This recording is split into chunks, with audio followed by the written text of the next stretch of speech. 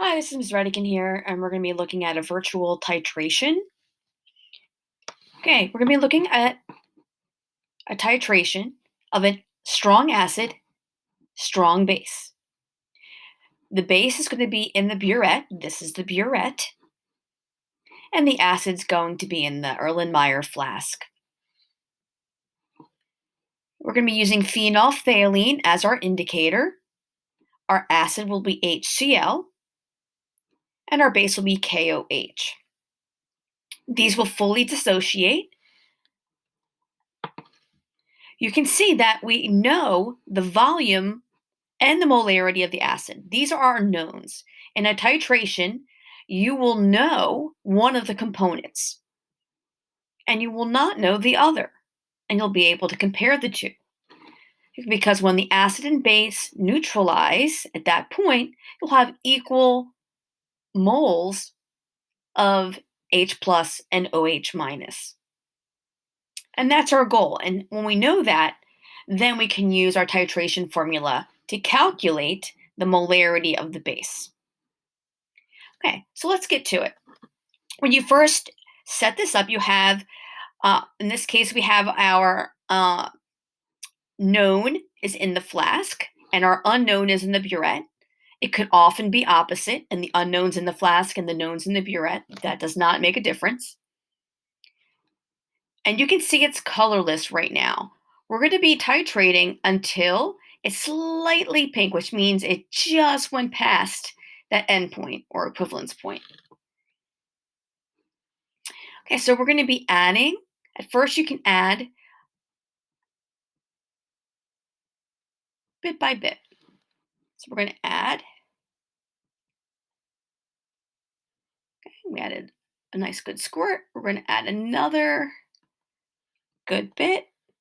And you can see it's still staying clear. Add a little bit more.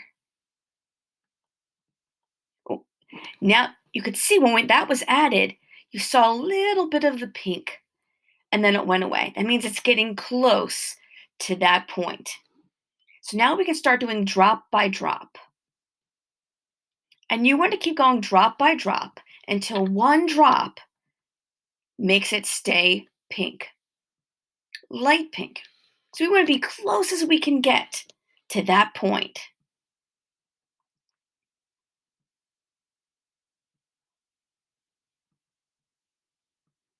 You can see it's still disappearing, which means it's being neutralized, it's getting used up, but it's getting harder for that to happen, which means we're getting closer to that neutralization that we're looking for, or actually get one drop past that.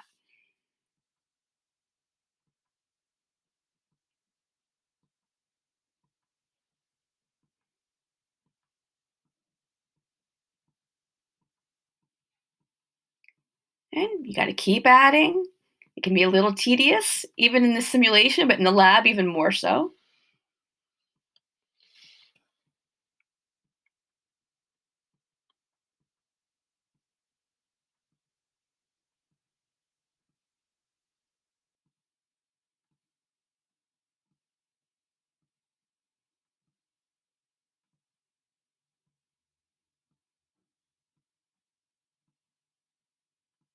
And again, we'll know we've reached the point when it stays pink.